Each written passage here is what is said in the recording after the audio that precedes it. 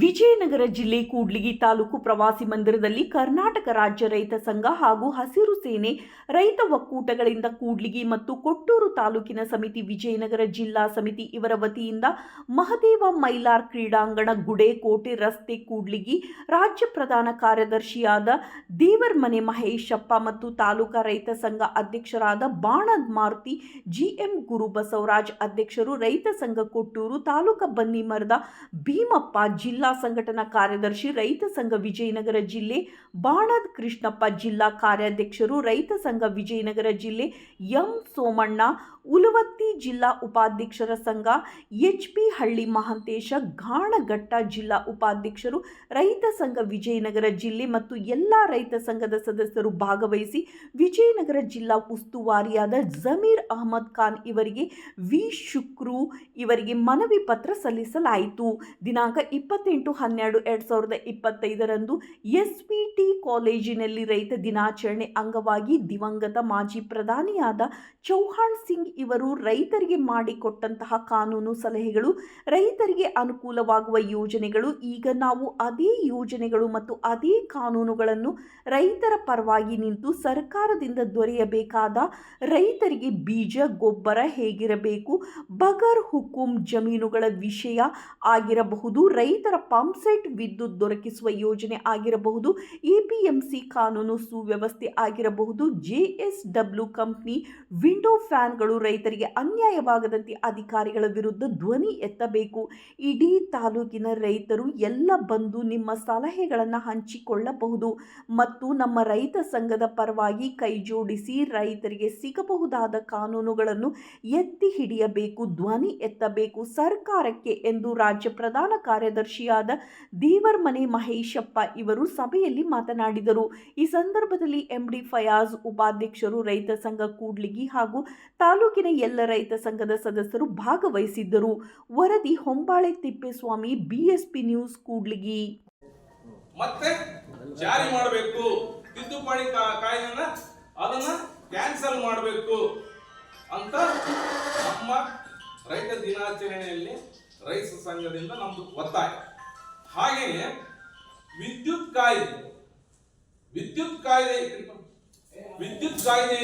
ಐತಲ್ಲ, ಈ ಹಿಂದೆ ಪ್ರೊಫೆಸರ್ ನಂಜುಂಡಸ್ವಾಮಿ ಅವರು, ಸುಂದರೇಶ್ ಅವರು, ಹಿರಿಯ ಹೋರಾಟಗಾರರೆಲ್ಲ ಹೋರಾಟ ಮಾಡ್ಯಾರ ವಿದ್ಯುತ್ ವಿಚಾರದ ಬಗ್ಗೆ. ನಾವು ಹೇಳೋದಿಷ್ಟೇ, ಪುಟ್ಟಣ್ಣಯ್ಯರು ಸಹ ಹೋರಾಟ ಮಾಡ್ಯಾರೆ. ಈಗಿರ್ತಕ್ಕಂಥ ಎಲ್ಲಾ ಸಂಘಟನೆ, ನಮ್ಮ ರೈತ ಸಂಘಟನೆ ಯಾರೇ ಆಗಿರ್ಬೋದು, ಎಲ್ಲರೂ ಹೋರಾಟ ಮಾಡ್ತಾ ಇದ್ದಾರೆ. ನಾವು ಹೇಳೋದು ವಿದ್ಯುತ್ ಕಾಯ್ದೆ ಏನಿದೆ, ಆ ವಿದ್ಯುತ್ ಕಾಯ್ದೆನೆ ತಿದ್ದುಪಡಿ ಕಾಯ್ದೆನ ತೆಗಿಬೇಕು. ರೈತರ ಪಂಪ್ಸೆಟ್ ಬಂಗಾರಪ್ಪನ ಅವಧಿಯಲ್ಲಿ, ದಿವಂಗತ ಮಾಜಿ ಮುಖ್ಯಮಂತ್ರಿ ಬಂಗಾರಪ್ಪನ ಅವಧಿಯಲ್ಲಿ ಏನು ಪಂಪ್ಸೆಟ್ಗಳಿಗೆ ಫ್ರೀ ಮಾಡಿದ್ರು ಉಚಿತ ವಿದ್ಯುತ್, ಅದೇ ಕಾನೂನು ನಮಗೆ ಜಾರಿ ಬರಬೇಕು. ಯಾವುದೇ ರೈತನ ಪಂಪ್ಸೆಟ್ಗೆ ವಿದ್ಯುತ್ ಮೀಟರ್ ಅಳವಡಿಸಂಗಿಲ್ಲ, ಅವನು ಅನಧಿಕೃತ ಅನ್ನಂಗಿಲ್ಲ. ಅವನು ಬೋರ್ ಹಾಕ್ಸೇನಪ್ಪ ಅಂದ್ರೆ ಅವನು ಅಲ್ಲಿ ವಿದ್ಯುತ್ ತಗೊಳಕ ಅವನು ಹಕ್ಕುದಾರಿದ್ದಂಗೆ. ಯಾಕಂದ್ರೆ ಈ ದೇಶಕ್ಕೆ ಅನ್ನ ಕೊಡ್ತಕ್ಕಂಥ ರೈತರು, ಇವು ವಿದ್ಯುತ್ ಕಾಯ್ದೆಯಲ್ಲಿ ರೈತರಿಗೆ ಉಚಿತ ವಿದ್ಯುತ್ ನೀಡಬೇಕು. ಒಂದು, ಗ್ರಾಮೀಣ ಭಾಗದಲ್ಲಿ ರೈತಾಪಿ ವರ್ಗ ವ್ಯವಸಾಯ ಮಾಡ್ತಾರೆ, ಅವರ ಕಷ್ಟ ಹೇಳಂಗಿಲ್ಲ. ಕೆಲವು ಭಾಗದಲ್ಲಿ ಕರಡಿ ದಾಳಿ ಆಗ್ತವೆ, ಕೆಲವು ಭಾಗದಲ್ಲಿ ಹುಲಿ ದಾಳಿ ಆಗ್ತವೆ. ರಾಜ್ಯದಲ್ಲಿ ಅಂತ ಒಂದು ಸಂದಿಗ್ಧ ಪರಿಸ್ಥಿತಿಯಲ್ಲಿ ಹೋಗಿ ವ್ಯವಸಾಯ ಮಾಡ್ತಾರೆ ಪಾಪ. ಆ ದಾಳಿ ಒಂದು ವೇಳೆ ಕರಳಿ ದಾಳಿಯಿಂದ ಅವನ ಕೈ ಕಾಲು ಏನಾದ್ರೂ ಅಂಗಾಂಗಗಳು ಒಂದು ಊನಾಯ್ತಂದ್ರೆ ರಾಜ್ಯ ಸರ್ಕಾರ ತ್ವರಿತವಾಗಿ ಆ ಕುಟುಂಬಕ್ಕೆ ಒಂದು 25 ಲಕ್ಷ ಪರಿಹಾರ ಕೊಡಬೇಕು. ಅವನಿಗೆ 75% ಊನಾಗಿ ಅವನು ವ್ಯವಸಾಯ ಮಾಡಕ್ ಆಗೋದಿಲ್ಲ, ಅವನ ಕುಟುಂಬದ ಒಂದು ಯಜಮಾನ ಅಂದ್ರೆ ಒಂದು 25 ಲಕ್ಷ ಪರಿಹಾರ ಕೊಡಬೇಕು ಸರ್ಕಾರ. ಅವ್ರ ಮಕ್ಕಳಿಗೆ ಕೃಷಿ ಇಲಾಖೆಯಲ್ಲಿ ಆಗಲಿ, ತೋಟಗಾರಿಕೆ ಇಲಾಖೆಯಲ್ಲಿ, ರೇಷ್ಮೆ ಇಲಾಖೆಯಲ್ಲಿ ಅವನಿಗೊಂದು ಉದ್ಯೋಗ ಕೊಡಬೇಕಂತ ನಮ್ಮ ರೈತ ಸಂಘದಿಂದ ಒಂದು ಒತ್ತಾಯ. ಹಾಗೇನೆ ಗ್ರಾಮೀಣ ಭಾಗದಲ್ಲಿರ್ತಕ್ಕಂಥ ರೈತರು ಸರ್ಕಾರಿ ಶಾಲೆಯಲ್ಲಿ ಓದ್ತಾರೆ ಅವ್ರ ಮಕ್ಕಳು. ಸರ್ಕಾರಿ ಶಾಲೆಗಳ ಪರಿಸ್ಥಿತಿ ಏನನ್ನೋದು ಗೊತ್ತಾಗಿದೆ. ಹೀಗಾಗಿ ಸಿಟಿಯಲ್ಲಿ ಇರ್ತಕ್ಕಂಥದ್ದು ಉದ್ಯೋಗದಲ್ಲಿರ್ತಕ್ಕಂಥ ಎಂಪ್ಲಾಯೀಸ್ ಮಕ್ಕಳು ಅವರಿಗೆ ತರಬೇತಿ ಕೊಡ್ತಾರೆ, CET ತರಬೇತಿ ಕೊಡ್ತಾರೆ. ಒಳ್ಳೆ ಅಂಕಗಳು ತಗೊಂಡು MBBS ಇಂಜಿನಿಯರಿಂಗ್ ಈಜೆ ಸಿಗುತ್ತೆ. ಆದ್ರೆ ನಾವು ಕೇಳೋದಿಷ್ಟೇ, ಗ್ರಾಮೀಣ ಭಾಗದಲ್ಲಿರ್ತಕ್ಕಂಥ ಎಲ್ಲರೂ, ನಾವು SC ST ಅವು ಎಲ್ಲ ಹೇಳೋದಿಲ್ಲ, ಎಲ್ಲಾ ಕಮ್ಯುನಿಟಿಗೆ ಅವನು ರೈತ ಕುಟುಂಬದ ಮಗ ಆಗಿ ಓದೇನಪ್ಪ ಅಂದ್ರೆ ಅವ್ರಿಗೇನು CET ನೀಟ್ನಲ್ಲಿ ಏನು ಅಂಕ ಬರುತ್ತೆ, ಹಿಂದೆ ದಿವಂಗತ ಬಂಗಾರಪ್ಪ ಮಾಜಿ ಮುಖ್ಯಮಂತ್ರಿ 5 ಮಾರ್ಕ್ಸ್ ಕೃಪಾಂಕ ನೀಡಿದ್ರು. ಆ ಒಂದು ಗ್ರಾಮೀಣ ಭಾಗದ ರೈತ ಕುಟುಂಬದ ಮಕ್ಕಳಿಗೆ 5 ಮಾರ್ಕ್ಸ್ ಕೃಪಾಂಕನ ನೀಟ್ ಹಾಗೂ CETಯಲ್ಲಿ ಕೊಡಬೇಕಂತ ನಾವು ರೈತ ದಿನಾಚರಣೆಯಲ್ಲಿ ಜಿಲ್ಲಾ ಉಸ್ತುವಾರಿ ಸಚಿವರಿಗೆ ಈ ಭಾಗದ ಶಾಸಕರು ಸದನದಲ್ಲಿ ಇದನ್ನು ಪ್ರಸ್ತಾಪ ಮಾಡಿ ಅದನ್ನು ಜಾರಿ ಮಾಡ್ಬೇಕಂತ ನಾವು ರೈತ ದಿನಾಚರಣೆ ಆಚರಣೆ ಮಾಡ್ತೀವಿ.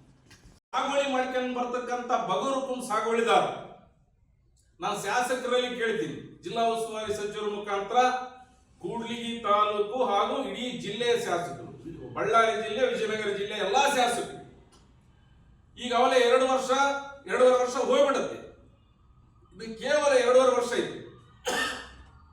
ಇದ್ರ ಒಳಗಡೆ ಯಾರ್ಯಾರು ಸಾಗುವಳಿ ಅರ್ಜಿ ಹಾಕ್ಯಾರ ಫಾರಂ 50, 53, 57, ಯಾಕಂದ್ರೆ ನಮ್ಮ ಜಿಲ್ಲೆಯಲ್ಲಿ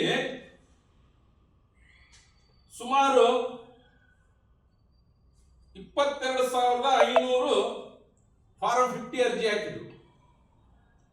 ಅದ್ರಾಗ 6,355 ಮಾತ್ರ ಪಟ್ಟ ಕೊಟ್ಟರು ಫಾರಂ 50 1991. 16,145 ರಿಜೆಕ್ಟ್ ಆಗ್ಯಾವ. ಅಂದ್ರೆ 20,770 ಎಕರೆ ಮಾತ್ರ ಪಟ್ಟ ಕೊಟ್ಟರು. 65,550.96 ಎಕರೆ ಭೂಮಿಯಲ್ಲಿ ಅರ್ಜಿ ಹಾಕಿದ್ರು 1991 ಫಾರಂ 50. ಅದರ 20,770 ಎಕರೆ ಪಟ್ಟ ಕೊಟ್ಟರು.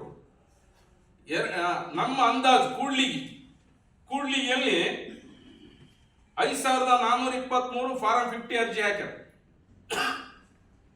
4,914 ರಿಜೆಕ್ಟ್ ಆಗ್ಯಾವ. 509 ಮಾತ್ರ ಪಟ್ಟ ಕೊಟ್ಟರು ಫಾರಂ 50 1991ರಲ್ಲಿ.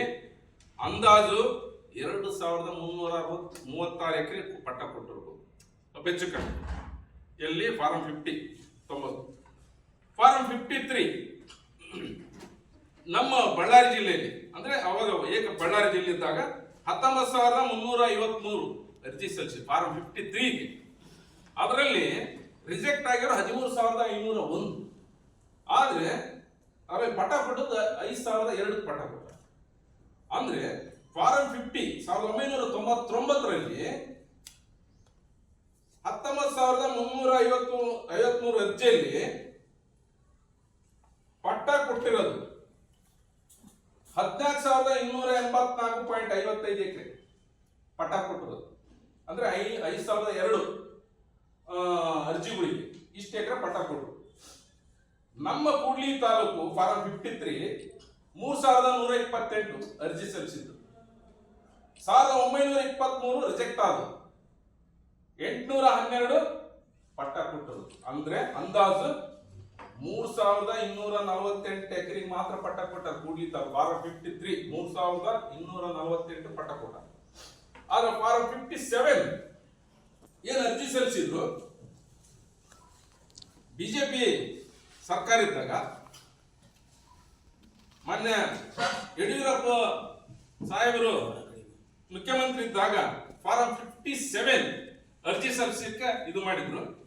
9,099 ಅರ್ಜಿ ಸಲ್ಲಿಸಿದ್ರು ನಮ್ಮ ಕೂಡ್ಲಿ ತಾಲೂಕಿಗೆ. ಒಂದು ಪಟ್ಟ ಕೊಟ್ಟರು.